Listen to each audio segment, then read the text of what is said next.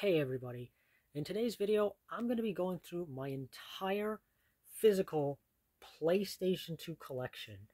So as you can see here, this is my entire collection of physical PlayStation 2 games that I currently have. And I'm going to go through every single one of them. Now, I have been collecting for the PlayStation 2 since the summer of 2011.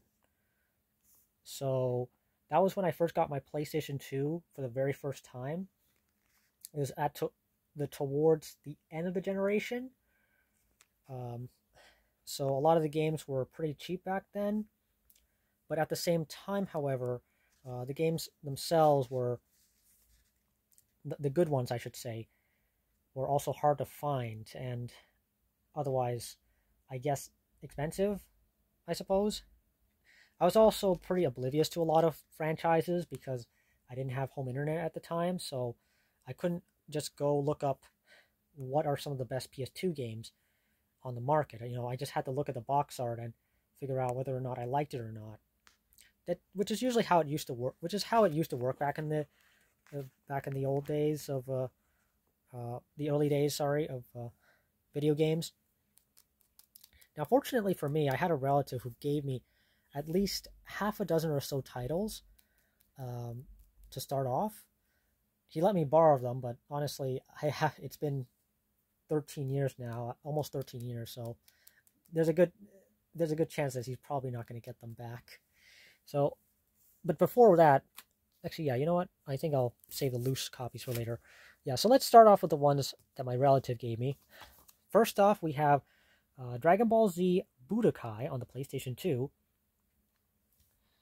I liked Dragon Ball when I was watching it, but I didn't understand the plot at the time because, I was really young, and of course back in those days you could not stream them, so you just watch whatever episode showed up on TV. So I had no idea what was going. I had no idea that the story in this game was basically an abridged version of the anime up until the Cell arc.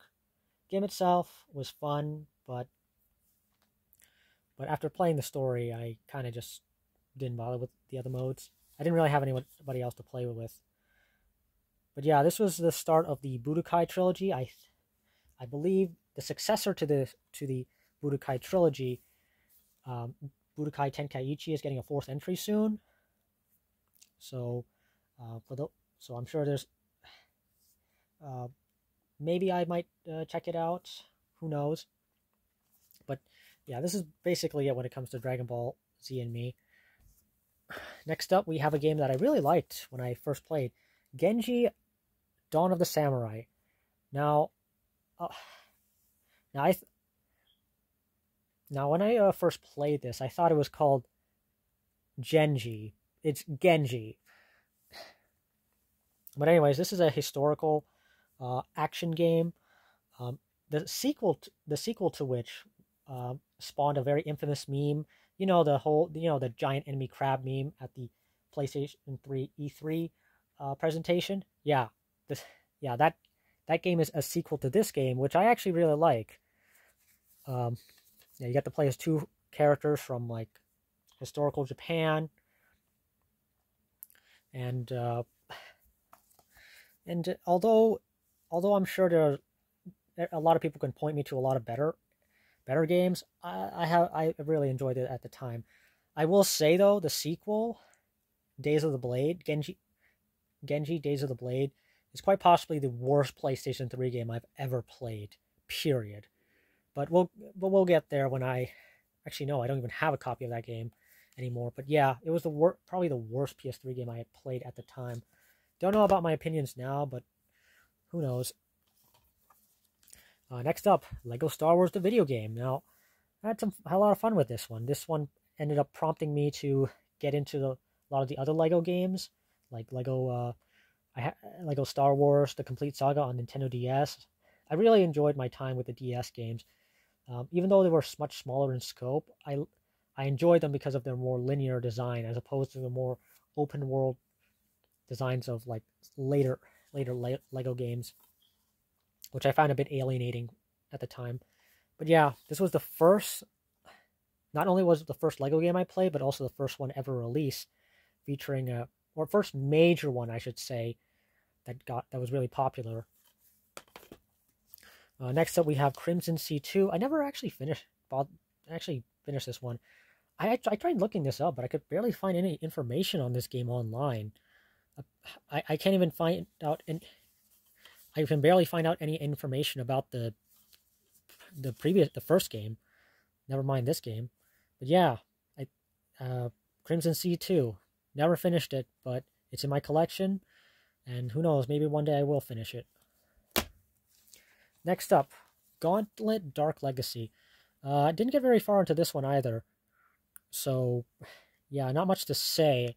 I heard it's actually really good, but unfortunately, never finished it. Devil May Cry 2. Yeah, I had no idea that this was at the time of release considered, sorry, at the time I played this, the worst Devil May Cry game, period. I had no idea. I didn't even finish this. Like, I got I think 9 chapters into it, and then I just stopped playing. I got stuck in one portion, and I looked it up, and I got turned off from doing that, because I generally don't like to look up stuff to get through games, because it's a huge turnoff for me. At least when I was growing up. Still is a bit, but, you know, I've grown. I'm more experienced now. But as for Devil May Cry 2, I don't think I'll ever finish playing this. At least not for a very long time anyways. It's, you know, the later entries are so much better quality-wise. Now, next game is one I actually had a lot of fun with. Hotshot Golf 4. I spent quite a bit of time on this one. Never thought golf could be fun, but yeah, this one was really fun. I had a hard time with this initially until I actually started learning the mechanics, and then it actually became really fun. I enjoyed my time with this. Oh yeah. Speaking of which, it's worth mentioning that around the time I got these half dozen or so games, I didn't have a memory card, so I couldn't progress very far into the games. So that's probably why I never bothered to finish all of them. Well, actually no, because when I did get my memory card, I still ended up not finishing them anyways. Next up, we have Onimusha for the PlayStation 2. So I liked Genji Days of the Dawn of the Samurai, and I thought I would like this one, but I didn't. First of all, being an early PlayStation 2 title, you could not use the analog stick. You had to use the D-pad, which I did not like, and that's what basically turned me off from ever bothering to complete the game. I heard it's actually good, and like Dragon Ball Z Budokai, it actually got a re-release. Although it is worth mentioning that the soundtrack for both Dragon Ball Z Budokai and Onimusha Warlords got replaced in their remasters for various reasons. In the case of Budokai, is because the songwriter plagiarized, and in this case, in the case of Onimusha, the guy basically lied about being deaf. And he didn't even write the songs. It was actually somebody else. So I guess in an effort to distance themselves from that person, they just did a new soundtrack altogether. Next up, we have a licensed game. I heard this one was actually good, but when I tried it, I didn't really like it. The Lord of the Rings: The Two Towers. Now, I'll be honest, I've only ever seen the first Lord of the Rings movie. So for me to play a video game adaptation of the second movie for me to play a game based on a movie that I haven't seen yet, well, understandably, I didn't really enjoy it. Maybe when I do eventually go see the rest of the Lord of the Rings movies, I will try to get back into it. But you know, it's a PS2 game. It's PS2 licensed game. These games can tend to age not very well. Next up, we have Call of Duty Legacy. This is actually a double pack I got for Christmas. I can't remember what year it was. It was either 2011 or 2012. But it came with Call of Duty Finest Hour and Call of Duty 2 Big Red one. This was after I convinced my parents to get this after having played Call of Duty 2 on PC. I really liked it. Now, this was when I was really into the campaigns for the series, and because I didn't have home internet, so the campaign is what drew me in. And yeah, this was the we have two games: Call of Duty Finest Hour. Oh yeah, and Call of Duty 2 Big Red one, which a lot of people may not know this, was the first Call of Duty game developed by Treyarch. Yeah, this was the first game they ever developed for the franchise.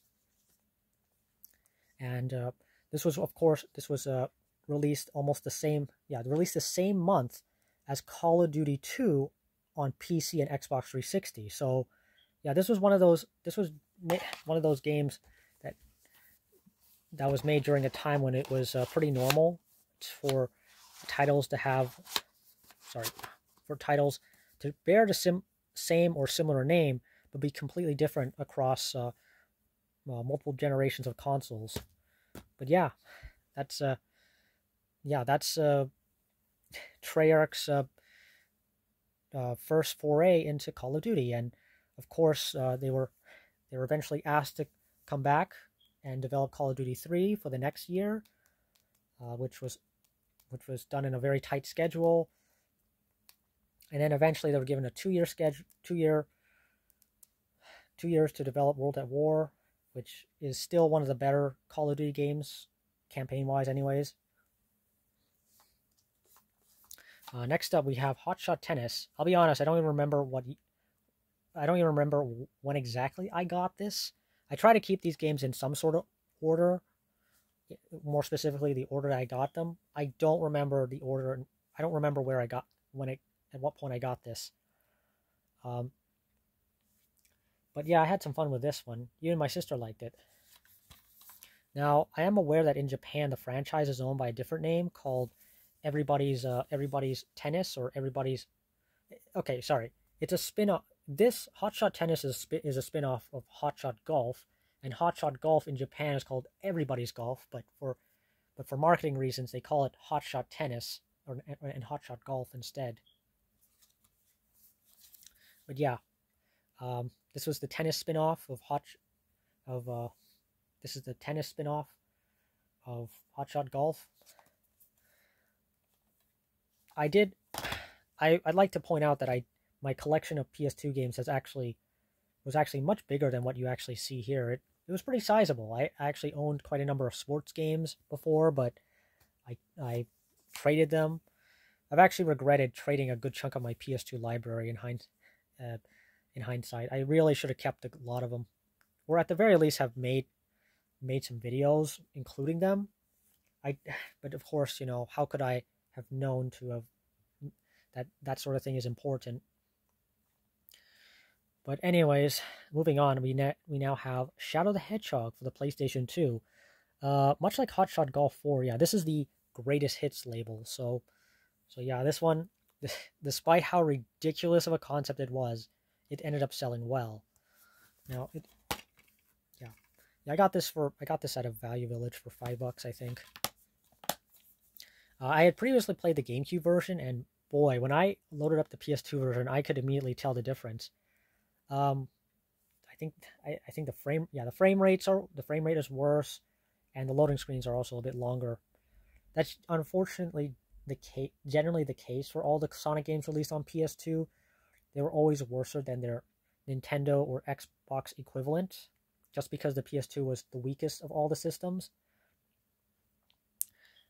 Not to mention, this was running on the renderware engine, which was meant to design for multi-platform. So I guess they just didn't have the time to optimize it, really take their time and optimize the game. I don't know for sure, but the fact that all the Sonic games on PS2 ran the worst says a lot about the PS2's hardware. or processing power. But I'll get to that in a moment. Next up, we have Sonic Unleashed on PS2. This was the last Sonic game released on the PS2 in 2008. Yeah. It's fascinating how this game got a PS2 port, because this came out 2 years after the PS2. Sorry, 2 years after the PlayStation 3 had come out already, and of course, back in those days, it was pretty normal for, like I said, with Call of Duty 2 Big Red One. It was very normal back in those days for last gen versions to be completely different, and this is pretty much the case. This is one of the best examples of that. This game is completely different to the HD version. More specifically, this and the Wii version, because the Wii version is exactly like the PS2 version, but it looks a bit better. In fact, the PS2 version is actually, graphically speaking, like the worst version of the game. There's so much dithering on screen that if I had to recommend a version, just get the Wii version.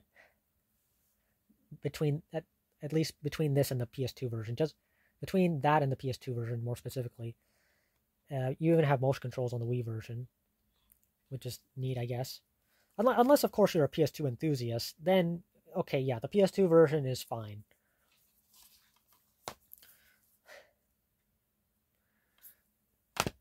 But yeah, this is actually one of my. I really enjoyed this game. The daytime stages, anyways. I've kind of soured on the Werehog stages as time has gone on. I used to like them, but now I can see them for what they are. They feel very unnecessary. And are just there to pad out game time, which is rather unfortunate, because they could have just used that extra time to make longer stages for the daytime levels. Now, another cross-generation game, as you may call it, Call of Duty World at War Final Fronts, also released around the same time as Sonic Unleashed. This is now, I mentioned that Call of Duty World at War was one of the better campaigns. This is hands down the worst campaign I've ever played. I know people right now are saying that Modern Warfare 3, 2020, the reboot, is the worst Call of Duty campaign. I think this is the worst, in my opinion. I haven't played the reboot campaign. I've seen footage of it, and yeah, it's not that great. It's just cobbled together Warzone areas and a story that just doesn't. A story that just doesn't click with me. As for this game, yeah, it's much like Sonic Unleashed. It's completely different. Although it is worth mentioning that World at War also got a DS version as well, which is also completely different. But in the case of the PS2 version, this one was developed by a company called Rebellion. I don't even know what they're up to nowadays, but needless to say, this was not a good game. It really isn't. And if you're going to play World at War, get the HD version or on PC. And I would also recommend avoiding the Wii version on the basis that A, motion controls, B, watered down graphics, and C, it's actually missing a level. This one, it's also a campaign. I should mention that this is a campaign only experience, so there's no multiplayer to speak of whatsoever. So if you bought this on PS2 back in 2008, you kind of got cheated. Next up, we have the Mega Man X Collection. This one released back in 2006, I believe, contains every Mega Man X game from 1 to 6. So if you had this back in the PS2, you basically had access to all the Mega Man X games. Sorry, all the mainline games ever released.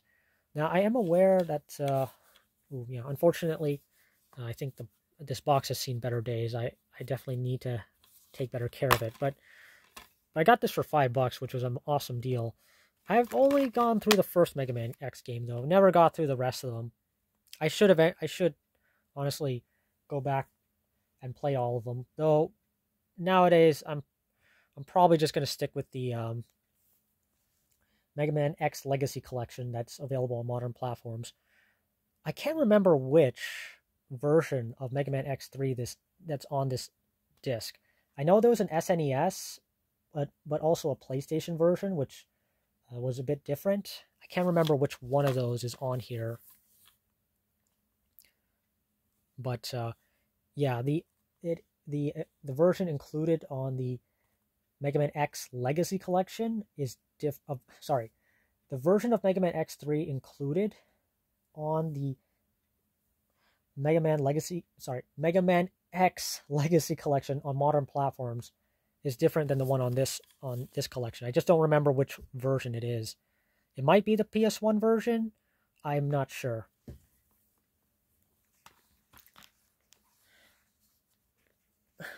Next up, we have Sonic Rider Zero Gravity. Yeah, a lot of people consider this a step down from the first game, because while they did simplify because they oversimplified some things. Apparently, this was done because the first game had a bit of a high learning curve, and I admit I had struggled quite a bit with that game as well, with the air gauge. But the answer is to strip out a lot of what made the game original and unique, and what we get is a somewhat shallow sequel, for lack of better phrasing. But yeah, this was like Sonic Unleashed, this was one of the last Sonic games on PS2. I don't even think the PS2 version was released in Japan, ironically enough, despite the fact that the PS2 lasted several more years after this game's release. In fact, this was shortly before the release of Persona 4 on the system, among a few other like late PS2 releases. So yeah, it's a bit surprising that this of all games is not on was not released in Japan.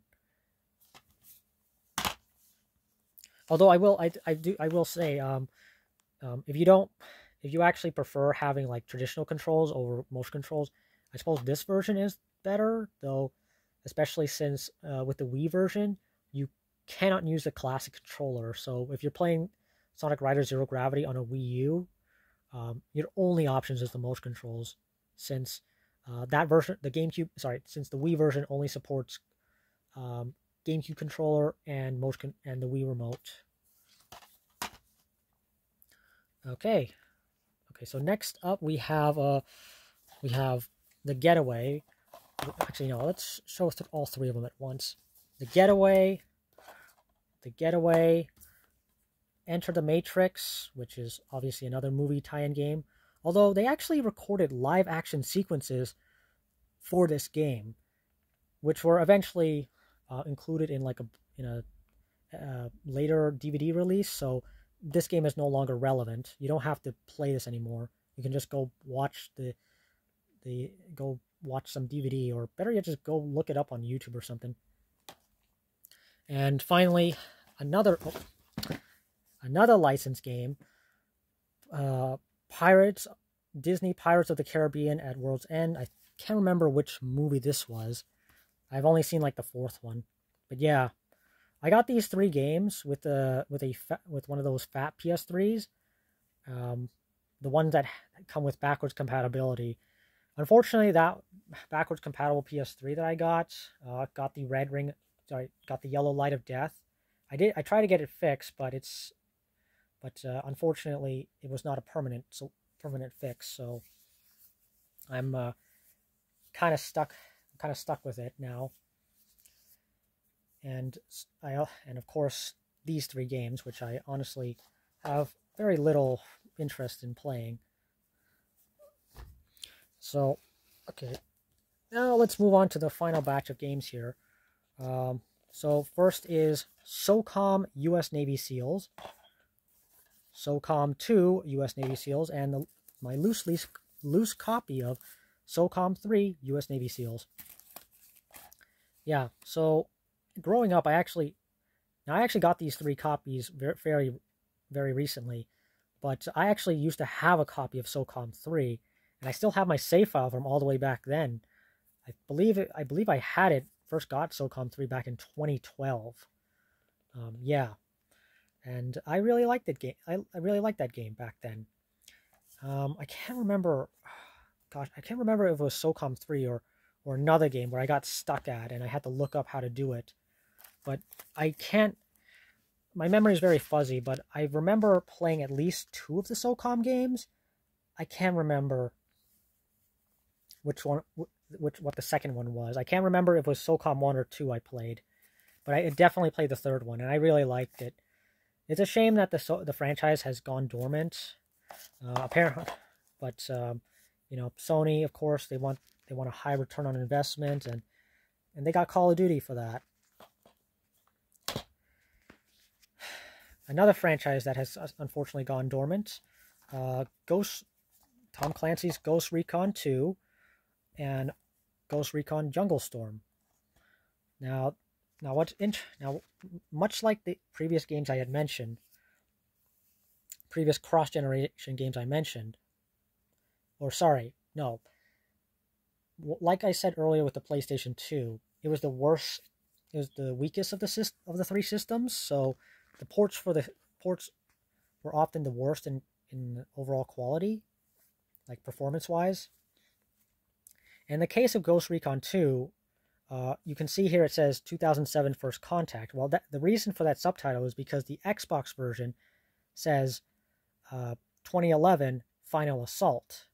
And the reason it says that is because the PS2 version of Ghost Recon 2 and the Xbox version are completely different games altogether. So if you're one of the lucky few people who actually owned a PS2 and Xbox, you got to experience the full package, hypothetically. Now, if you're one of the few people who had friends who owned a different system than you, you're both having a different experience. Now on my right here we have for Ghost Recon Jungle Storm. This one's interesting because it's actually a port. It actually contains all the content from Ghost Recon. I think it was Island Thunder or something like that. I can't remember the name, but it includes the content from an Xbox exclusive game plus its own set of exclusive missions. So it's basically an updated version, but just given with a different subtitle. And like I've yet to actually play. I've tested the discs just to make sure they work, and they work, but I haven't actually sat down and played these games yet.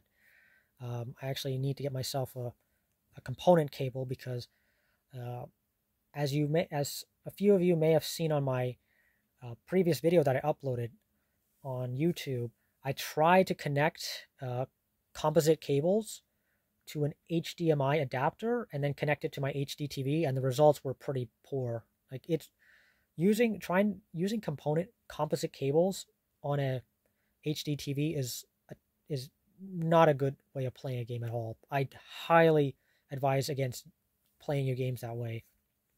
If you're gonna play your games on your PS2 games on an HD TV, play it with component cables, or if you have one, a backwards compatible PS3 through HDMI. That's like the best way to play it. Or you could just emulate it. Really, it's up to you.